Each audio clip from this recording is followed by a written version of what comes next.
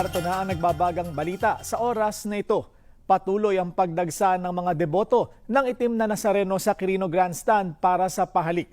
At live mula doon ang aming kasamang si Izzy Lee. Izzy, ano na ang ganap dyan?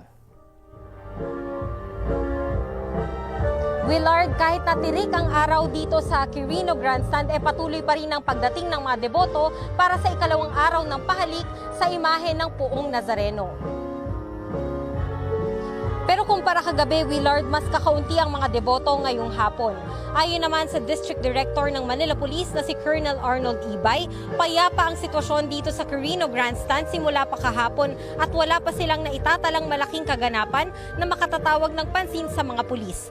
Nagpapaalala naman ang mga opisyal ng simbahan sa Quiapo sa mga deboto na huwag magdala ng bag at kung di maiwasan ay transparent bag o plastic na lamang ang gamitin. Huwag ding iiwanan ang mga gamit kung saan-saan. Mamayang alas 8 ng gabi ay sisimulan na rin ang pagsasara sa ilang kalsada sa paligid ng Quirino Grandstand para magbigay daan sa traslasyon sa January 9. Willard? Maraming salamat, Izzy Lee. At yan ang nagbabagang balita sa oras na ito. Ako po si Willard Cheng. At narito na ang mga balitang dapat abangan mamaya sa TV Patrol Weekend. Dating Pangulong Rodrigo Duterte wala umanong kinalaman sa destabilisasyon laban sa Administrasyong Marcos. Mga deboto dagsana sa mga misa at pahalik para sa itim na Nazareno.